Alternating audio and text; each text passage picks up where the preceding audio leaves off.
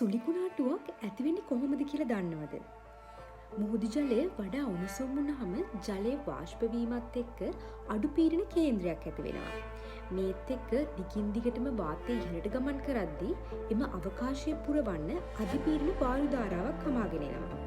මේ එකතු වෙන උණුසුම් හා තෙත් වාතය වටේ තියෙන සිසිල් වාතයට වඩා අඩු බරක් නිසා වේගයෙන් ඉහළට ගමන් කරන ජල වාෂ්ප ඝනීභවනය වෙලා වලාකුළු හැදෙනවා.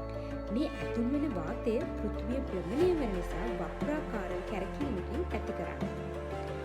වායුගෝලයේ වඩා සිසිල් ප්‍රදේශවලට ඇතුල් වෙද්දී මේ ක්‍රියාවලිය තව ශක්තිමත් වෙලා සුලිකුණාටු තත්ත්වයක් ඇති වෙනවා.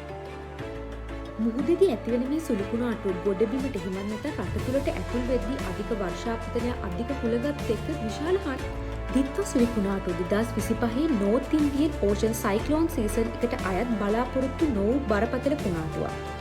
ඉන්දියන් සාගරයේ බෙන්ගාල බොක්ක ආශ්‍රිතව හටගෙන මඩකළු ප්‍රදේශයෙන් ලංකාවට ඇතුළු වන මේ දිත්ව කුණාටුවෙන් මිලිමීටර් 500කට අධික වර්ෂාපතනයක් දක්වාද පැයට කිලෝමීටර් 60-70වත් ප්‍රමාණයේ හුලගත්ත ඇති කර විශාල ජීවිත හානි වගේම දේපල හානි සිද්ධ වුණ සුලිකුණාටු.